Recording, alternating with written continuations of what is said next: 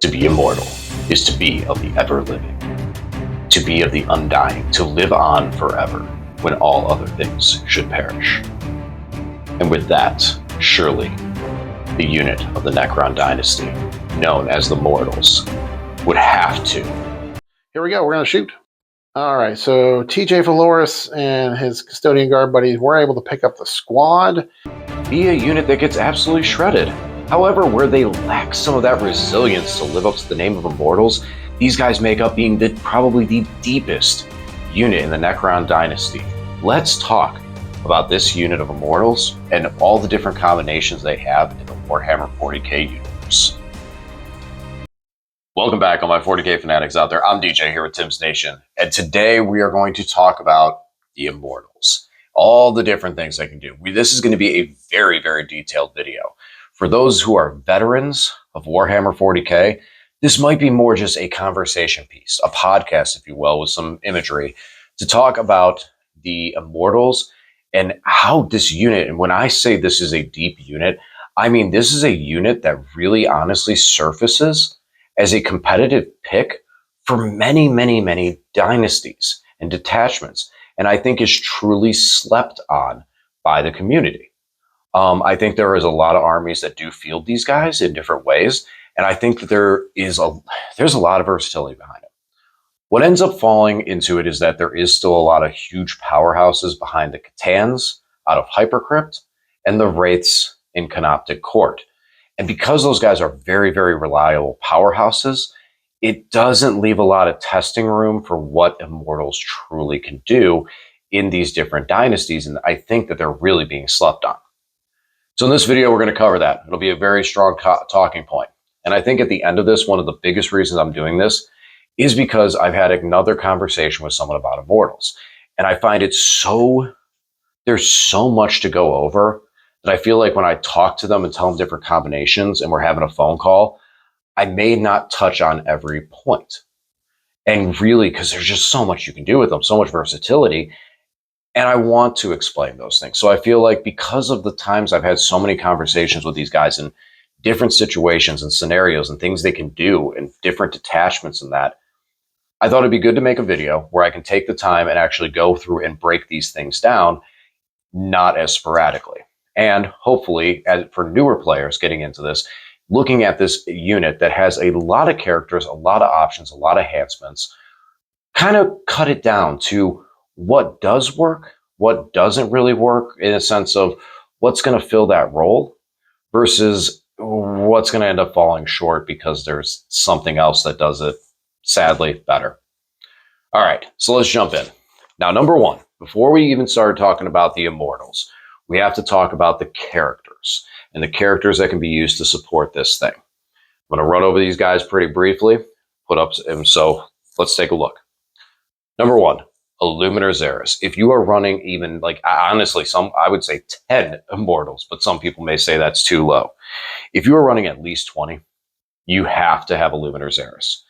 He is phenomenal. First of all, he's dirt cheap for everything that you're getting with this guy. You're getting 8 toughness, 8, 9 wounds, 8-inch move, 2 up save, 4 up invuln, 4 up feel no pain. This dude does not want to die. And out of Awaken Dynasty, he's a character, so for a command point, you can stand him back up when he dies with half his wounds remaining. On top of all that, he is infantry, so he can move through walls. And he has lone op. He has lone op as long as he's within 3 inches of a Necron unit. Let me say that again, a Necron unit, nothing else, not a vehicle, not a battle line, just a Necron unit. So he is lone op when he's within 3 inches of another character who doesn't have lone op and is smaller than him. The big reasons you take him, he can fight in combat, 4 attacks with a 3 damage weapon, 4 attacks with a 1 damage. He has a ranged attack at 36-inch range, strength 9 AB 3 damage, so he can hit on those fronts, but that's not even the best part with him. You have the resilience. You have some decent actual damage and weapons on him. And then anytime he takes out a unit in combat, not even a unit, he just slays a model in combat, he increases his aura's range by 3 inches to a maximum of 12. This aura starts off with a 3-inch range, and all battle line units, so Immortals and Warriors, within 3 inches get +1 AP to their attacks and reduce AP by 1 of all attacks, Armor of Contempt. All attacks. That's the critical point. It's not just shooting. It is combat too. So this unit's getting AP1 in combat, as well as reducing AP1 in combat. And that's going to matter when we start talking about some of the strats and start talking about the Immortals and some of the little hidden gems behind these guys and what they can do. So, because it's really a bonkers data sheet when you really look at what it can do and what it has access to. So Xeris, he's going to be an auto-include. We're going to be talking about him a lot. We're going to go over the rest of the characters now here too, real quickly, and we're going to talk about these guys, like I said, because I want to establish this basis on what we can take in these units, and so that when I discuss them, I don't have to keep doubling back, and we can focus more on what's going on with the unit itself. We're going to move over into the Cryptex. So there are realistically, I mean, we have Xeris, and then you have 5 more Cryptex that you could take. Data sheets. Out of that, 4 of them are really where it's at. The one that isn't is the Psychomancer. I love him. I love him to death. I think he's great. I will use him. He will be in those lists. But he has really no place being attached to a squad of Immortals. There's not enough artillery in the game to really answer him, since he's an out-of-range functioning character. I could see if you want to say, well, I'm going to slap him on a 5-man squad of Immortals and put him in the backfield for defense. But why? He can sit there by himself and do that. And that's a similar reason why Emotek's not here. We'll talk about him in a second. Because now you're looking at an Immortal squad that's 150 points, or under 150 points. He's not 75. Under 100, like 140, I believe. I could be off slightly on that. 75, he's 65 or 55. I can't fully remember. I apologize. But you're still increasing that squad points to sit on your home field objective. Not by that much, but he doesn't need that extra protection. I mean, if anything, you could put him back there with the unit, put him separate so you can have more coverage. Would to me be more beneficial. And now we have the 4 that actually attach to the unit. Number 1, we're going to talk about right off rip is Orkin. Orkin is a character. So you can only take 1 of this guy. And what he's going to do for the squad. Now, what he ends up doing. We have to talk a little about the Immortals. The Immortals have an ability. This ability allows them to re-roll the wound roll when they attack units on an objective marker. There's more to it, but let's just understand that point right now. Re-roll the wound when on an objective marker. Orkin comes in with 2 attacks, weapon skill 3, strength 4, AP 3 for D3 damage. His staff also has devastating wounds. He has 2 abilities. The first ability is that he gives his entire unit joints a 4-up invul. So a squad of Immortals with a 4-up invulnerable save, that's pretty nice. Once per battle at the start of the fight phase, this model can use this ability. This ability is the stars are right, often referred to as going Super Saiyan. If he does until the end of the phase, triple the attack and strength characteristic of this model's Staff of Tomorrows, and every successful wound roll for this model's attacks scores a critical hit. Let's go back to that staff. So now this staff went from 2 attacks, hitting on 3, strength 4, AP 3, D3 damage with dev wounds, to 6 attacks, hitting on 3s, strength 12, AP 3, D3 damage, that all wounds are devastating because they're all crits. He can really, really, really hit hard one time. And that's a bullet of a hit. Not to mention the fact he's giving the unit a 4-up invul. Once per game, he can hit something really, really, really hard. Sometimes that may be all you need. I mean, when you look at like Angron is toughness 11. He's strength 12. He's wounding him on 3s with those dev wounds. That can hurt. Yeah, I feel no pain, but still, that can hurt. That can hurt bad. D3 attacks, a little washy, but I mean, you got 6 of them. So he is a very, very, very strong pick. One of the best. It's hard to say if he's just like the number one because of 1 points, two, man, some of these Crypt decks, these abilities are really nasty and how they work and what they give to the squad. So now the three that would potentially join your squad in no particular order are the Chronomancer, the Plasmancer, and the Technomancer. And here's why.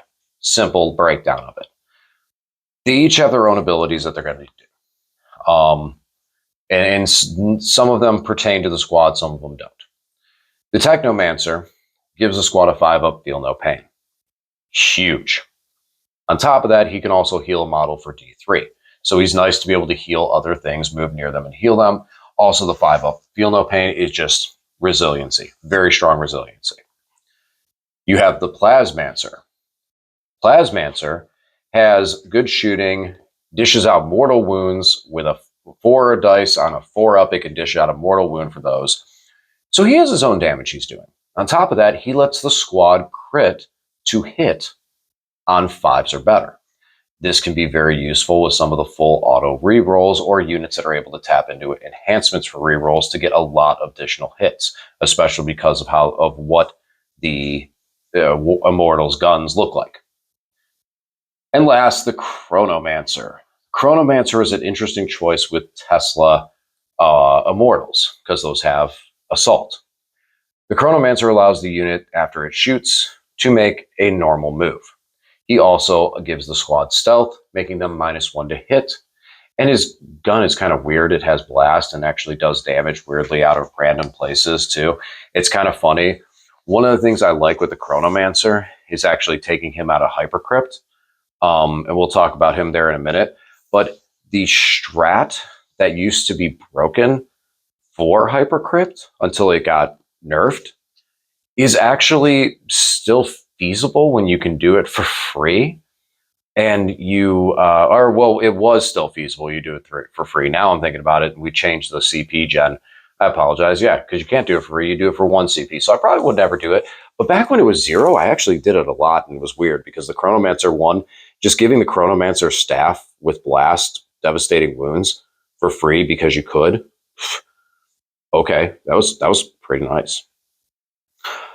Now, over into the Overlords. Because when you take Cryptek, you can still take an Overlord. The Overlords, well, we have a couple different character choices. Not going to really talk about them. Trazen, it takes away too much to take him. The only one that comes up to the realm that steps up to the table is Emotek. My feeling on Emotek, I don't run him. I play off tactical missions a lot more when I play my army, so this is a personal preference.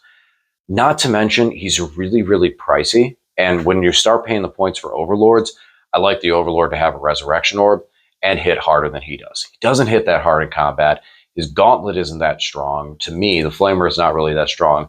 The ability is kind of weak. You're taking him, and he's a more expensive Overlord that you're taking to get an extra CP. And he doesn't do CP reduction. Where instead, if you take an Overlord, you can reduce things by CP, and I mean just kind of counteract the fact of not having an extra command point for the Silent King. And you get a Resurrection Orb, and you get 2 very interesting bulky guys. So the 2 that we're going to actually talk about that I usually use and I attach to these things are the Translocation Shroud and the Standard Overlord. Now, the interesting thing is their stats are a little bit different in weaponry. They both have a 2-up save with a 4-up invuln, toughness 5, and 6 wounds. The Translocation Overlord allows you, the biggest difference is the Translocation Overlord. He allows you to auto-advance 6 inches. And he gives you the command point reduction ability, My Will Be Done. The Walking Overlord has My Will Be Done, and instead of the auto-advance 6, he reduces damage by 1 for himself. Kind of a selfish trait, but it can be really strong when those guys are standing later in the game. I mean, these guys can do some work. They're pretty tough. I mean, they're coming with a Terminator frame. Now, the Overlord has some more options. You can take a Resurrection Orb, or you can take a Tachyon Arrow. Tachyon Arrow is I used it recently, but more times than not, especially with this list, we're going to take the Resurrection Orb. So that's what we're going to really talk about. Because you can't take both. Also, on top of it, when you take the Tachyon Arrow, you have to take the Overlord's Blade. And if you're taking one on foot, I would really prefer taking the Void Blade. That comes in, this is, you lose an attack, where all the other weapons have 4 attacks, this one only has 3, and it hits on 3s. But it's strength 12, AP 3 for flat 3 damage with devastating wounds. And as we talked about, the Immortals are going to go some reroll if we're on an objective, so that damage 3 can really wreck. The Translocation Shroud does not have that option. He has to come with a Resurrection Orb. He has to take the Overlord's Blade at 4 attacks, hitting on 2, strength 8, AP 3, flat 2 damage with devastating wounds. But it's still super nice. 4 attacks. I mean, it's still very, very good, as with both weapons are very strong. I just like to have some of the Void Blades going around if I'm taking Overlords on foot. These guys are also excellent places for enhancements, as we'll talk about later. And most importantly, that reroll to wound effect. You have to realize that when you're bringing these guys in and they're hitting on 2s, you have a very solid chance of hitting all 3 or 4 attacks. Where Overlords fail, because you look at them and they have that low attack, and where that low attack hurts is because when you miss, you really miss. When you fail to wound, you really fail to wound, and they really fail to do anything. By having that reroll wound, not only do you have a better chance of putting 3 wounds off of 4 attacks onto the unit, you also have a higher possibility of cracking those devastating wounds. So now whatever was trying to stop you and whatever had a good resilience that you were hitting, now that devastating wound actually hurts. Units that have 2 wound models or 3 wound models that have a good invuln, you're going right past it and you're picking up entire models. And that can be very critical, and especially critical with a lot of the builds that I'm going to talk about. Now, we talk about those characters. We have to talk about the show. It's taken us all this time to get to the main event, the Immortals themselves. So Immortals themselves, the star of the show, they're a battle line unit. It means you can take 6 of them. It's 75 points for 5, 150 for 10. They are toughness 5, 3 up save, 1 wound apiece, and OC2. Because they're battle line. That's a very critical part to a lot of this. This is an OC2 unit that we're building around, so it helps with a lot of the secondaries. Let's also say that they're battle line, which is a big deal in Pariah Nexus. So they have 2 of those things going for them with this current edition. Their ability, as I said, Inescapable Wrath. Now this is how it actually works out, because I said there was more to it. When you shoot with this, when you make an attack with this unit, you can reroll 1s to wound. If that attack is being allocated to a unit within range of an objective marker, you then can reroll the wound roll instead. So this is where that reroll wound is coming in handy. As far as these guys themselves, surprisingly, they have 2 attacks. So just these guys having 2 attacks themselves means that some of the other abilities, first of all, rerolling wounds, if you charge with a 10-man squad, that's 20 attacks. On top of the fact that if you, with some of the strats we're going to talk about, you have a 10-man squad with 20 attacks. Strength 4, so good medium, especially with some of the abilities. And then they have their guns too. So that's where another nice thing about this unit is the fact that they can fight a little bit, they can shoot a little bit, which means they can do quite a bit because they can hit on both fronts. Shooting, which is what we're going to talk about tweaking the most, you have 2 weapons. Gauss Blaster, Tesla Carbine. The Blaster has lethal hits. The Carbine, sustained hit 2. And Assault. Sustained 2. So 2 additional shots for every 6 that hits, or 6s automatically wound. Also with the Carbine having Assault, that means you can advance and shoot these weapons, and that's going to matter for some other things that we're going to talk about here shortly. So that there are different scenarios for these weapons because both have 2 attacks. Both hit on 3s. They're both strength 5.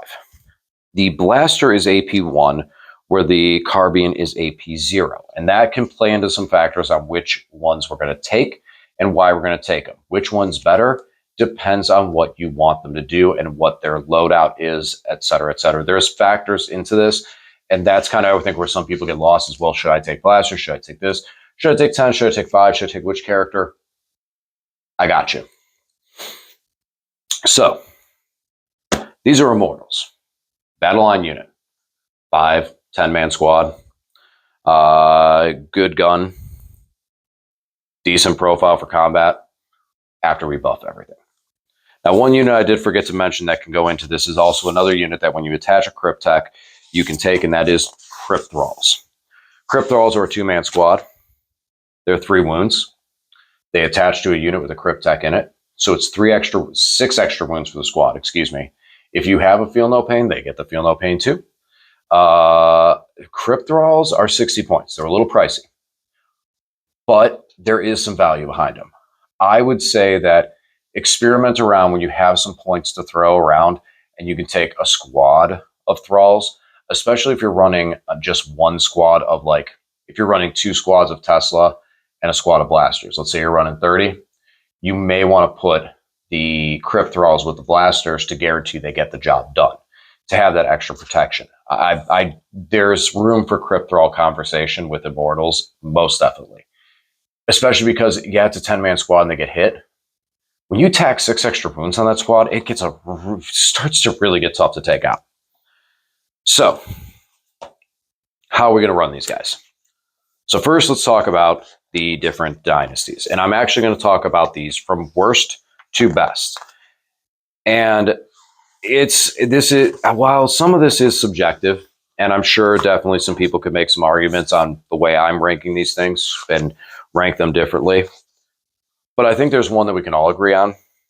The absolute worst dynasty to take, Immortals in, is the Annihilation Legion. That doesn't mean that it's the worst dynasty to take. It is that too.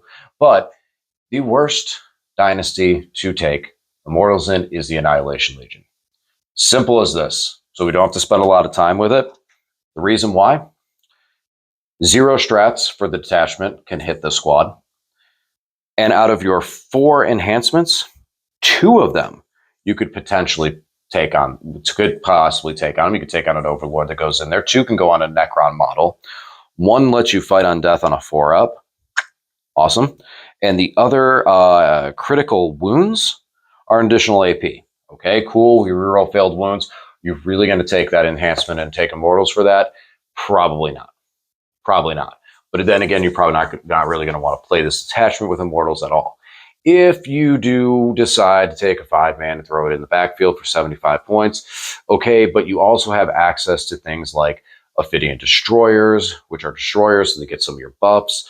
You have access to things like single Locust Destroyer for 30 points. So, I mean, yes, you have access to those things across the game, but especially so in this detachment, you actually have reasons to take some of these other things that are right comparable or cheaper. I mean, 5 Immortals, 75 points for 5 wounds that is stuck in one place, or 3 Ophidian Destroyers for 9 wounds at 90 points that can up down the entire game. So, Annihilation Legion, that one pretty much sums it up. Now, after that, the rest of the detachments start looking, in my opinion, like the AFC North. And for those who don't know that reference, I'm talking about the fact that for like up until recently, hopefully this year will be the year, right? The Browns have always been, well, the Annihilation Legion of the Necrons to their dynasties. You see, in the AFC North, you have the Ravens, the Bengals, and the Steelers. And for a very long time, the AFC North was one division that was sending 3 of their 4 teams to the playoffs. That means that 3 of their 4 teams clinched a playoff spot, even if they didn't win their division, over the rest of the teams in the AFC. And then there's the Browns. Now, granted, the Browns would play each team 6 times or 2 times, so they'd give up 6 wins to each of those teams, so that probably helped a bit. Needless to say, the Annihilation Legion is that, the last place, while these other ones are fighting for those playoff spots. Because to say which one is actually the worst is now getting to a personal opinion, just based on a couple factors that I say is like, how many different loadouts and things you can actually do with the dynasties and the Immortals. So, with that being said, I put at number 4 the Hypercrypt Legion. I know everyone's like, wait, what? The Hypercrypt? Give me a chance, guys, please. Hypercrypt has a lot of strong things for it that are running for it right now. Even though the Catans got changed up and you can't use the strats on them, you can still do it on the King. People are still taking the Catans. You still can bring them in on a table edge. Then they can try and charge. It's a 9-inch, but you bring it on it. It's Catans are still floating in Hypercrypt. I mean, it's still happening. 15 model armies are still doing strong. But now we're talking about just Immortals and what they can get out of the Hypercrypt. Now, there are a couple things. One, they do play well off of some of the stratagems and the abilities that the Monolith have. Being that they're an infantry unit, not a lot of it is really locked to their battle line. It's just, actually none of it is. It's just their infantry characteristics. So yes, you could, the unit lose a model, you can bring it back through the Monolith. It's 2 command points. You can reduce it because you're Overlord down to 1 command point. A little bit of play off that. Kind of cool effect that happens. You can drop them within 3 inches with the stratagem for the deep strike. You can give them deep strike with an enhancement. You can give them full rerolls to hit when they come out of strategic. And well, they get they get reroll hits of 1, and if they're set up on the battlefield, then they get full rerolls to hit. So that's a good enhancement that you could take on them, picking them up, putting them back down, and getting full hits, especially with the fact that Tesla proccing on for 2 hits or your lethal hits. And then still having reroll wounds. If you want to go with the Tesla for the more volume of the sustained hits, you can really pepper an objective with a squad coming out of reserve. Give them deep strike. Auto advance 6, which is meh. Auto advance 6 says, okay, you're taking a foot overlord, or maybe you want to just take a single crypt tech. You want the translocation auto advance 6, but you don't want to spend it on an overlord. You take it on a crypt tech, maybe like a chronomancer, and then you move that unit an extra 6 inches, shoot, and then move again with the chronomancer because of the Tesla. That's pretty strong. But. What it comes down to is the cost of some of those units. When we start putting them in there, you have the relic to give 1 squad of Immortals the full rerolls to hit. Is that the best choice for that unit? Especially when you have things like Locust Heavy Destroyers, when you have Locust Destroyers, when you have things of that quality that you're able to bring in there. On top of the fact, the cost that it's going to come to going up against things like Catans, Silent King, Tesseract Vault, those things that are coming out of, that you're utilizing Hypercrypt as well. They hit hard, but you're going to need Xeris. And then when you start picking up all these things to drop in with Xeris, you're lacking some of that last little bit of damage potential. Now, the easy answer is, okay, you pick up that damage potential and you bring it, such as the Silent King or the Gauze and those things. But now, when you do that, you're reducing the Immortals that you're bringing up front. Because now we're talking, you have a relic that allows you to pick up an extra unit. Okay. Immortals don't deep strike inherently. So you're coming on from a board edge. So you put that unit near a board edge. You have 1 that can do full rerolls to hit. Okay.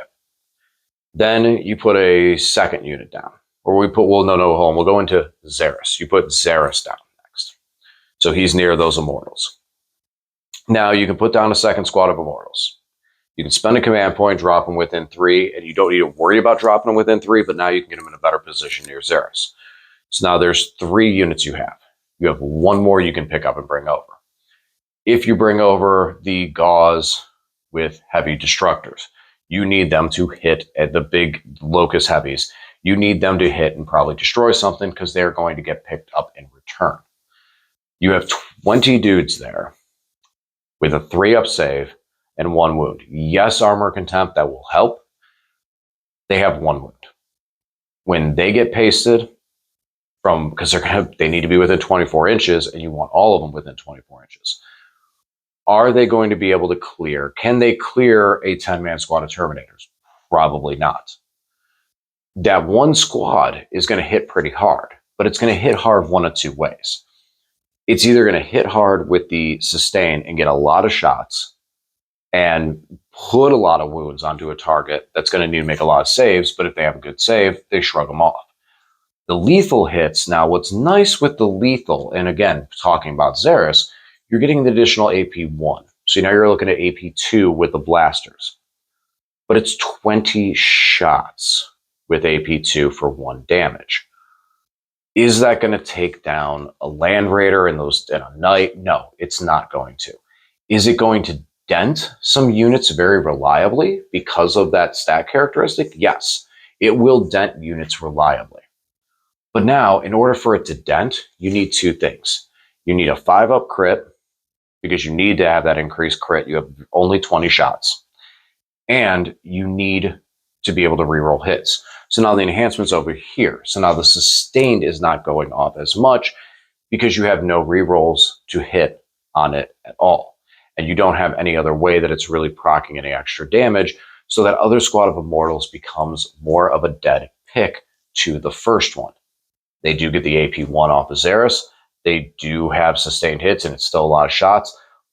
But considering the fact of other options that we have to pick up and carry around in this army because of what they can do in that aspect, they're not one of the top picks. They're lacking a couple of things. And that's not to say that Hypercrypt is not one of the best detachments and one of the best dynasties, if you will. There's just still other army units that can pay better use of these abilities than the Immortals can out of there. And that's why I put that in the list. Now, there is one cool unit that I do want to talk about real quick that is awesome out of Hypercrypt, and I recommend every single Hypercrypt should have this in there, and that is 5 Immortals, 1 Chronomancer. It's very simple what this unit does. You put it on your backfield holding home objective. And I know I just said, oh, well, 150, 140 points, that's so much for a backfield unit. Let me get to the end of this. At any point in the game, you have this unit that you can pick up, you put in your hand, and you look across the field at an objective marker and go, okay, I'm going to take that one from my opponent this turn and steal it. This unit, you can spend a command point and drop it down within 3 inches of that objective marker. So maybe it's just outside of the objective marker because you're zoned 3 inches, so you need to move within that 3 to get there. Or you come on from strategic reserve on a table edge, and you're like 4 inches from the objective marker when you put them 6 inches away, and then you shoot. And then you shoot with the Tesla Immortals, and then doesn't matter if you kill anything, you just need to shoot and hit. And then the Chronomancer moves that unit up 6 inches, because now you move again, crossing that threshold of deep strike, crossing that barrier, crossing that boundary, and taking the objective marker, because they're all OC2. One of the reasons I do like the Tesla on these guys specifically is then the next phase, you can advance with them and get a decent advance off them for hopefully shoot and continue on to that objective. These guys are fast, very, very fast.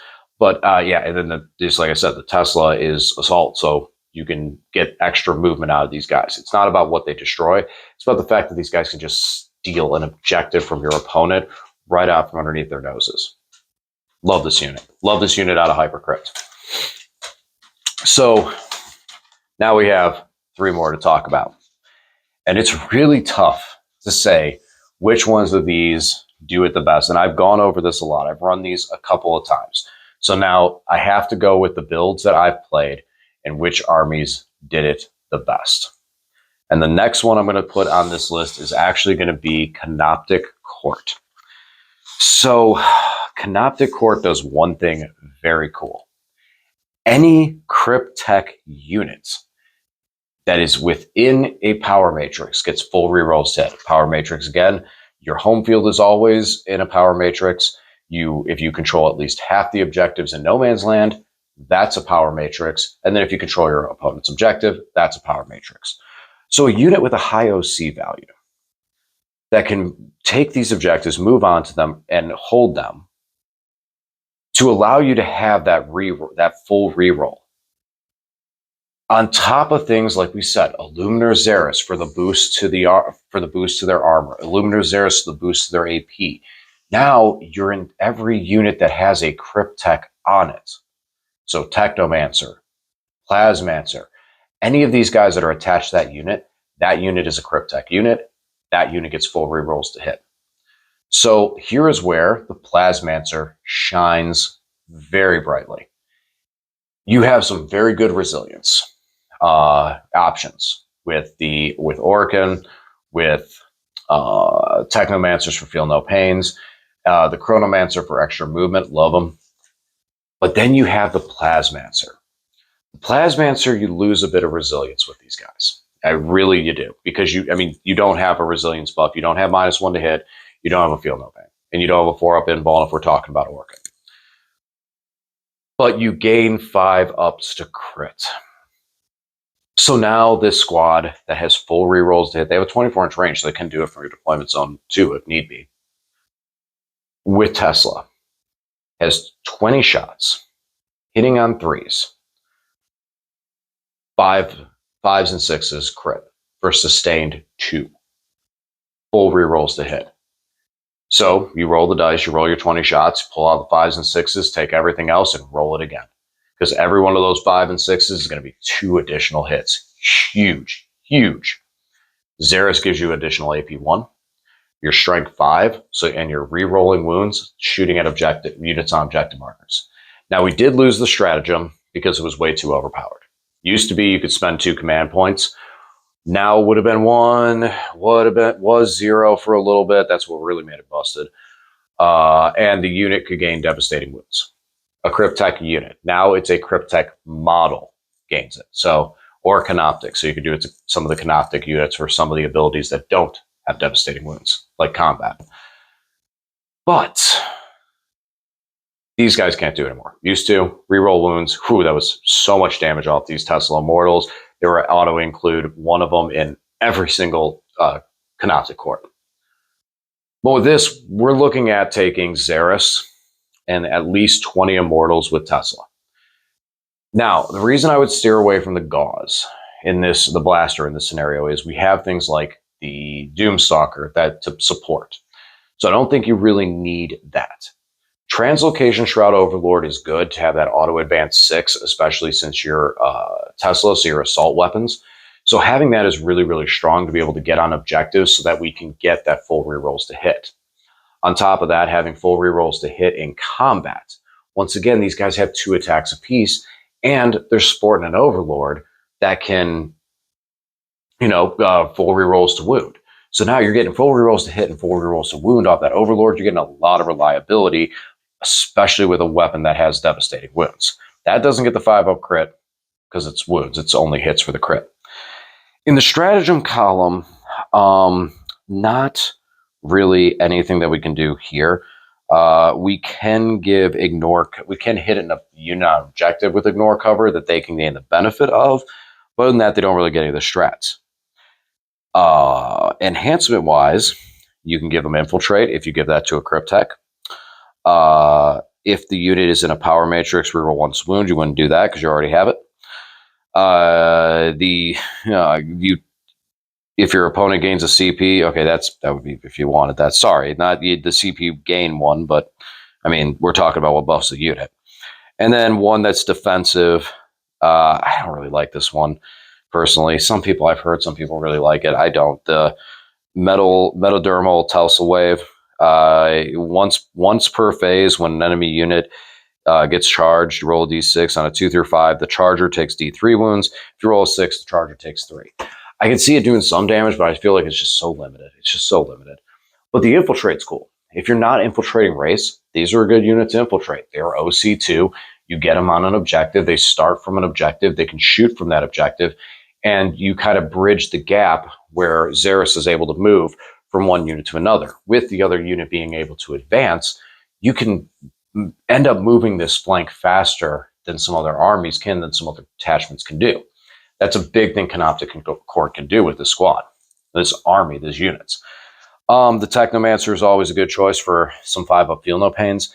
And the Chronomancer does really well out of this, as I said, to be able to take something like a Translocation Shroud, advance 6, shoot, and then move again. It gets you a lot of board coverage and a lot of momentum. So he is also a very good choice. I would say him and the Plasmancer are probably two of the best. Technomancer, cool, but I think that the Canoptek Court of Immortals is a very fast, very strong speed build. And if you want to do the damage and resilience of damage, other builds are going to do that. So next up, now we're going to go into where we start getting some of the stratagems. And my number 2 pick is going to be the Awaken Dynasty. And this was a tough one. This is one of the tough ones that I argue with all the time. And honestly, later on, I could end up saying Awaken Dynasty is number 1 because this one goes back and forth. So the Veil of Darkness allows you to pick up a unit to drop them anywhere on the field. This is an uppy downy. Now, this isn't an up downy that I expect this isn't like the Ophidians, in my opinion. This is where you pick the unit up to get it into a better position. This is a unit that you're picking up and putting in front so Xeris can move behind. And you're starting to position this movement across the field like we did with Canoptek Court. Now with this dynasty, this detachment, there's a couple different things that we have. Number 1, the fact that we can stand our characters back up, cool. That's big for Xeris. And that's why I mentioned that, is because that means Xeris is just really, really unkillable. You have a lot of strats that work well with the Immortals. Protocol of the Sudden Storm. You're gaining, all these units we're going to assume are led by a character, so you're getting both ends of this. You get your ranged weapons, have assault, and you can re-roll the dice when making an advance. Conquering Tyrant. Re-roll hit rolls of 1. If you're led by a character, re-roll hit rolls. This is only in the shooting phase. So this is a re-roll for the shooting phase for 1 command point. Vengeful Stars. During your opponent's shooting phase, one of your Necron units or your army within 6 inches is totally destroyed. Another unit can now fire back. Pretty good for the size of these immortal units we're talking about. It is a 2 command point strat, reduce it by 1 for the Overlord. Could definitely do some damage coming off because it is a regular shooting attack at your ballistic skill, not an Overwatch. Could be efficient with some different loadouts of Immortals. Eternal Revenant. Necron infantry characters. This one, that's the stand back up, excuse me. Undying Legion. When you, at the end, once your opponent resolves an attack, you get D3 plus 1 guys back. You immediately reanimate for D3 plus 1, plus 1 because you're led by a character. So they shoot you, they hit you, they kill 5 guys, you reanimate D3 plus 1, cool, you get 3 back, awesome. Might wage you out of the turn, you get to the end of the phase, you pop your Resurrection Orb. That's another one. Overlord Resurrection Orbs pop at the end of any phase. So you can do it anytime. You can do it at the end of your command phase. You could wait, resurrect some guys, then do it at your command phase just to have more guys on objective because you're like, oh, hey, they lived. Cool, we're going to do this. But basically, end of any phase. So you survive that shooting phase, you have 2 guys left, you pop the Res Orb for D6. And then last one that I love, this one's for the fight phase. Now, mind you, this cannot boost on top of Xeris's, so we're not getting additional AP on this. But for 1 CP, plus 1 strength. This takes these guys up to strength 5. Now, you would get the AP 1, which is nice because if you are not within range of Xeris, you can then get that AP 1 if you charged off of him. But the fact that these guys reroll to wound rolls and then you're looking at, I'm strength 5 AP 1. If you're near Xeris, you're strength 4 AP 1 without the strat. And then you reroll wounds in combat with 2 attacks apiece that hit on 3s. Canoptek Court, you're getting full rerolls to hit. Here, you're getting a boost of plus 1 strength to punch these things in combat. Pretty nice. Pretty nice. I mean, that's definitely useful. I'm going into toughness 4 here. Now I'm wounding you on 3s and I'm AP 1. It's nickel and dime damage. It really is. And it's just stuff that people aren't expecting. They're like, oh, wow, you just picked up 20 a dice when you were attacking with those Immortals. Very, very, very vicious. Now, you can give a unit stealth without having the Chronomancer. Now, with all this, you have access to a 1 command point strat that gives you the full rerolls to hit.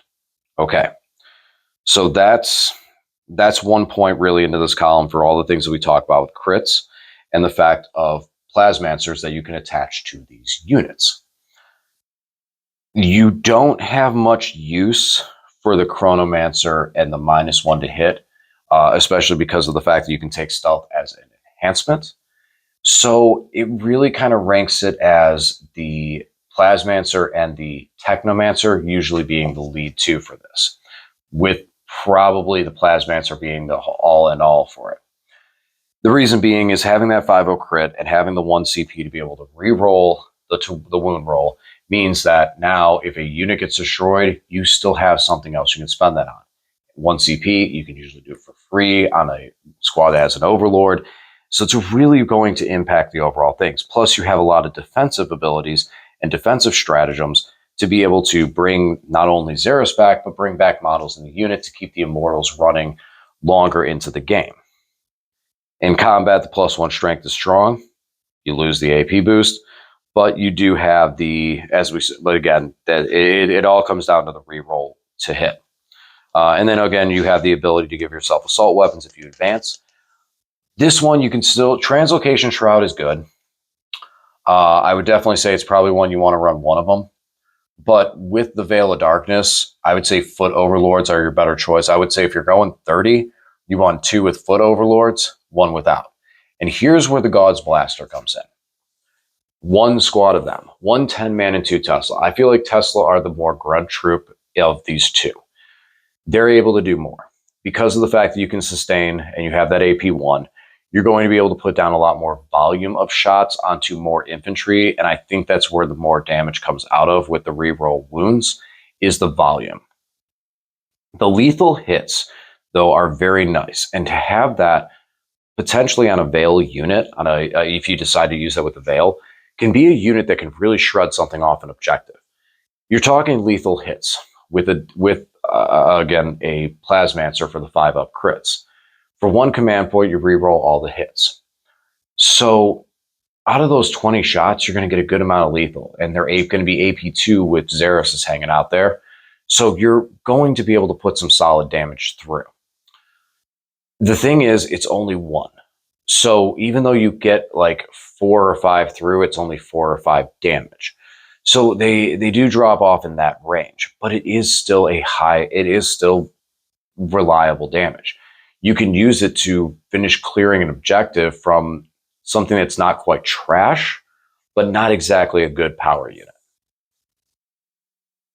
But the reason I feel that the reason I usually go away from these guys, now they'll get +1 to hit too. That's a huge one because they're led by a character. They all get +1 to hit, so you're looking at 2s to hit for all of these guys too. That's really big. I mean, we're modifying where the unit does the most damage once again by giving us +1 to hit and a reroll.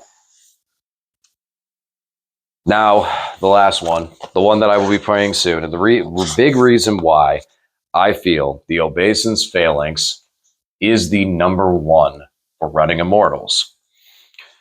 Couple reasons. 1, the detachment ability. These units are going to be led by an Overlord, so therefore they're an Overlord unit, which means that at the beginning of your turn, you get kind of a backwards of the moment. At the beginning of the command phase, your command phase, Necron command phase, you pick a unit on the table, get +1 to wound against that unit. We have reroll wounds and +1 to wound. Now, I weigh reroll wounds and +1 to wounds as more valuable than reroll hits and +1 to hit when you're at a 2-up.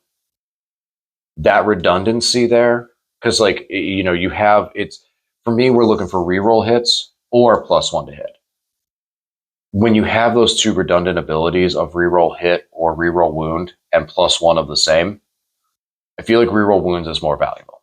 More times than not, being able to get that dice from a 5 down to a 4 or from a 4 down to a 3 definitely amounts to more than getting the 3 down to a 2, at least in my opinion.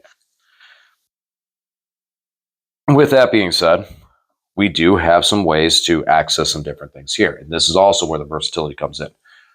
We've locked ourselves with Plasmancers in the previous detachment because of the fact of the 5-up crits to make sure our weapons just go. The the stratagems. We have a 1 command point stratagem that we target a Necron unit from our army, excluding Titanic, 5-up crits. So an Immortal squad doesn't even need an Overlord with it, just a Necron unit, but it will probably have it because it's 1 command point, so this is another one that we could shoot for free. That squad is going to be led by a Technomancer for a 5-up Feel No Pain, and guess what? They have 5-up crits, or they have a Chronomancer with them, or they have Orkin with them. 5-up crits for 1 command point, or free Overlord. So we're getting that boosted crit. The other ones, we have Lich Guard. We have 1 for the vehicle that we can give it a 4-up invuln, which could be helpful with some of the support, but not really anything to write home about. And but yeah, that's only one of the strats that really we have that we can target with them. Everything else is Lich Guard or Praetorian. Fine. That, like, we've had less another thing. We have basically 1 stratagem from the previous one, like from Awaken Dynasty. I mean, we're resurrecting strats for Xeris, and the +1 strength is missable, especially when we're getting +1 to wound. +1 to wound trumps +1 strength every day. Our enhancements. So we can give a unit stealth, +1 to hit, or just, I'm sorry, -1 to hit. We can give another unit the ability to re-roll hits on a unit that's within range of objective markers. So now we have a unit that can go re-roll hits and re-roll wounds and crit on 5s, going into a unit on an objective marker. And then you have a Chronomancer. So now let's talk about that blaster unit again. So that blaster unit comes on, they can re-roll, they are already on the field, we'll say. And they move into a position, they move, they shoot, and they do some damage, and they reroll hits, and they reroll wounds. So the ones that are not lethal, they have a good chance of still wounding. And they're +1 to wound because they're strength 5. So if they're wounding on 5s against a tougher thing like a Rhino, now we're wounding on 4s. We have that AP2 because of Xeris. And if you want in this detachment to pack a Triarch, regular Triarch Stalker, that thing's not even getting cover. That there can really do a lot of damage. 20 shots re-rolling hits, 5s and 6s are lethal. And then you get to re-roll the wounds. That can do a vicious, and probably will do a vicious amount of damage. I don't think it reliably takes down the Rhino, but it puts the Rhino in basically a position to be taken out by any other stray fire you can put from your army. That'll really do it. And then, because you're led by a Chrono, you fall back behind an objective marker. Now, that doesn't mean you don't take Plasmancers, because again, this is a stratagem. So you still want to take some Plasmancers, and Plasmancers are really good. But now you're not as locked to them for the 5-up crit because of the fact that we have that 1 single stratagem. Then on the enhancements, as I said, you have an enhancement for the Overlord, which is actually nice, and this is the only time I think I like this thing. For an Overlord, you give this Overlord's melee weapons precision and anti-infantry 5-up. This has devastating wounds. You are with a squad of Immortals. You reroll all of your wounds. Now your 5-ups are devastating. Overlord Blade, 3 damage devastating. Beautiful. Even the Translocation Shroud still, or the I'm sorry, not the Overlord, Void Reaper. Overlord Blade is only 2 damage, but again, 2 damage devastating wounds, and now I got 4 attacks. Love it. Huge, vicious, mean. Whichever one you choose. And then, the stealth for the unit, giving each time a melee attack. Oh, I'm sorry, it's only melee, so it's not stealth. You get hit in melee, you're -1 to hit. Okay. And then the other enhancements, you kill a character, you get a CP. Cool. Actually, no, will bring that up. That is cool, because with this army, it's 10 points. So if you don't want any of the other ones, or you don't have the points for it, for 10 points, you put that on a squad, and you go, cool. If this squad kills any of those squads and kills any of the characters, I gain a command point. Awesome. not as difficult as some other things. And I mean, it's 10 points. It's not like it's hurting you that bad. It's a good one to take. But again, that 5-up crit is going to be huge because we're going to be taking multiple squads of Immortals. Like, again, 3 squads of Immortals. And you have Xeris. So you have the AP boost. You have the extra resilience. What the other detachments are missing is how much they get locked to the Plasmancer for the 5-up crit. The stratagem lets us get into the Technos, the Chronos, and these other things to give us more defense to make these things more reliable. On top of the fact that they are getting the detachment buff.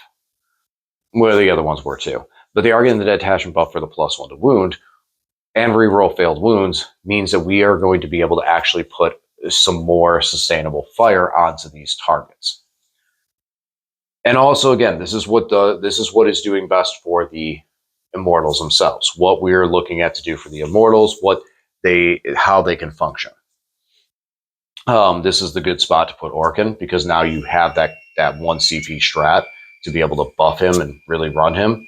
A Technomancer with a 5-up Feel No Pain, that's a really obnoxious to take down Immortal squad. Where now you're looking at it going, okay, I guess I want to shoot multi-damage into you because if you just, I reduce the AP by 1, which, looking at that and talking about this, you have AP 2, and I'm in cover. Now you're AP 0.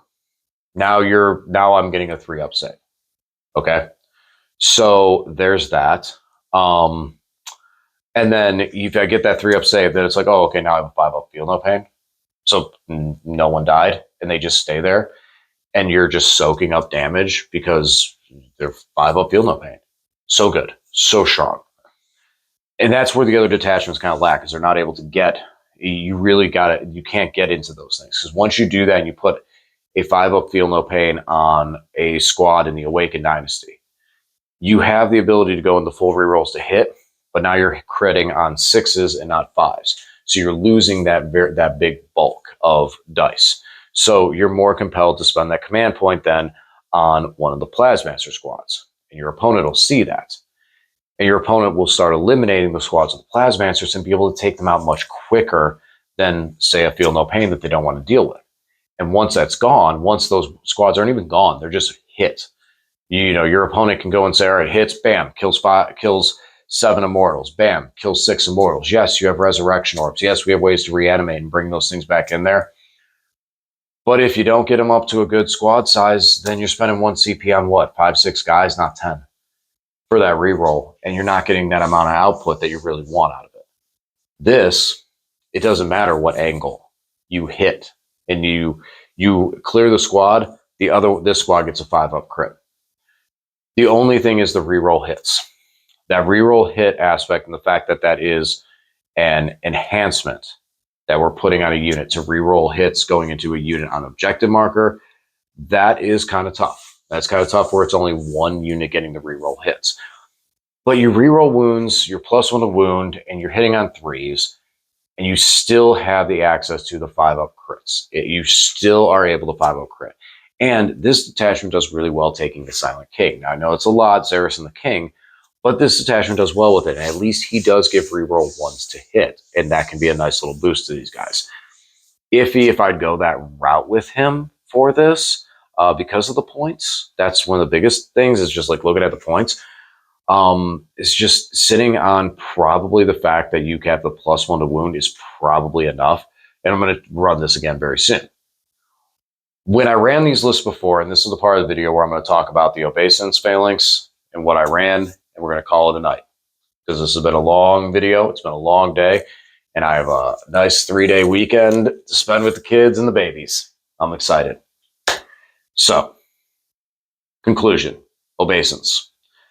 I'm going to be running this soon, probably in 2 weeks. I got a Hypercrypt list I'm going to be running this week, which is very, very interesting. I'm very intrigued to try this thing. Take a look at the video to see. I am then going to go back to Obeisance. I want to run this thing. So at the end, towards the end-ish of Pariah Nexus Leviathan, maybe right before Pariah Nexus was announced, I was running a couple different variations with the Obeisance phalanx. and I was running a bunch of Immortals, and I was having a lot of fun because it was a very flavorful army. We were playing Necron Undead Skeletons, and I had a lot of Necron Undead Skeletons. I think I was running 30 Immortals. And I ran through each one of the different dynasties with this Immortal brick. And when it all came down to it, the build that I liked the most and I felt was the strongest was the Obeisance Phalanx. The only issue that I was having with the army, and that was the thing, is like I tried the other three because of the fact that I wasn't scoring enough points. I was winning, but I was winning games at like 65, 70 points. And that was concerning me because that's a very low score going into a GT. So it's like if I couldn't push that, and I was not even if I tabled someone, I still wasn't pushing enough points. So that concerned me with the list and how if I was going to be able to score enough to do that. So I put it back off, and I went down the rabbit hole of the other dynasties. We went into Canoptek Court. Canoptek Court could do a lot of rerolls, but it didn't have the teeth to really sink in that damage like the Obeisance could. So then looked into Awaken and looked at some of those same abilities with the rerolls and the crits and that stuff, and once again fell into the same column of I had teeth, but the teeth broke early. Then I came back to Obeisance and I started to look through these things and really understand why I was doing more damage out of there with the +1 to wound and etc. and those things. But I couldn't score the points. Now we switch over to Pariah Nexus. And there's two things with Pariah Nexus. One, there's a lot of secondaries that I was struggling with that have been eliminated or were altered. And I think I have a better chance of scoring these things now. That's number one. Number two, I'm pretty sure Obeisance Phalanx was the debut of me starting to run Psychomancer solo and just zapping people with them. Don't quote me on that one. But that wasn't actually number two. Number two of this was battle line units have a lot more value in Pariah Nexus. So I'm curious to see if that matters for the scoring and the general concept of the game, being able to do things like advance and complete actions or shoot and complete actions that other detachments can't do. And, you know, some of the other battle line buffs, seeing if we can do those things that other detachments and other armies might not be able to do as reliably. So I'm definitely very curious to see how that works out, if I can score better with it, because the list was very strong. So I'm going to have to recreate that thing. It's a very cool looking little list. I do bring some Lich Guard. I do bring some Triarch Stalkers. It looks like that list. No Silent King. Again, like I said, because I'm running the Immortals, one of his biggest buffs is the reroll to hit. And reroll hit, reroll wound for ones. I already have the reroll wounds when I'm shooting at units on objective marker, and I have reroll wounds to reroll ones inherently. And he's a lot of points. He's a lot of points, and I'm already sinking a lot of points into characters to put this thing together with Xeris Overlords, Technomancers, and stuff like that. That has to be that core. And to have the units to do secondaries with, he doesn't really fall in that gap with the points that I'm looking at. But that doesn't mean he won't ever. He does have some cool little unique thing. Hey, he's not even an Overlord, too. He doesn't even get the +1 thing. Like, that's so strange. Like, he is... It's silly, like, how he works. He is the only thing that can't get the 5-up critical. He can get -1 damage. That's a big one. For 1 command point, you can reduce damage by 1. So that's really big. Oh, no, he's an Overlord. Okay, I'm sorry, my fault. It's the Catacomb Command Barge. Catacomb Command Barge trips me out. He is not an Overlord. Vehicle character, Epic Hero, Silent King. He is not an Overlord. So he does not get the +1 to wound because he is not an Overlord. He is not an Overlord, a Triarch, or a Lich Guard unit. The Silent King. He has the Triarchal manure, but he is not a Triarch himself. He has Triarch abilities, but he does not have the Triarch keyword. Vehicle, character, Epic Hero, Silent King. I'm gonna have to look at that and see if that was modified in there if that was changed recently. But that's the thing. He's got Triarch all over him, but he's not a Triarch. He's not an Overlord, so he doesn't even get the abilities and buffs. The only thing he gets is you can reduce damage by 1 to him because he is a vehicle. I mean, that's pretty cool. pretty tough to be able to go 1 CP, -1 damage. That's heck of resilience. We've seen that with Ravens, but he doesn't get the other abilities. Some of it's silly. Some of it's silly. All right. That's about it for the Immortals. I love them. I love them. Stay tuned to see when I go and bring this thing on the channel and run this thing again. I think you guys are really going to like this. It was a list I've had a lot of fun with before, and that's a big part of it. I think this really has legs to be a very strong competitive build. I think this could be something to move into the higher tier of competitive Necrons with an Obeisance Phalanx with a lot of Immortals. I think that it takes some practice because, again, you don't have big hitters to really rely upon with some of this. Like you have to be very surgical with your attacks. You don't have those heavy hitters like that. You do have some heavy shots, but you don't have a Nightbringer punching something in the face. Anyway, just with Pariah Nexus, I feel like there's a lot that could be said with this and could be played out of it. And stay tuned. Be putting that video up here probably about 2 weeks. I think I'll run them in 2 weeks. It's just depending on if I might do the World Eaters next week, not the coming Monday, but the following, depending on when this video comes out. So I think mine is going to be Hypercrypt, a unique Hypercrypt, no Catans in this Hypercrypt, World Eaters, and then Obeisance Phalanx. I think that's how I'm going to run it. Might change up. We'll see how I get with some of the World Eater stuff. All right, guys. Time for me to go to bed. Thanks for watching, and I'll talk to you again soon.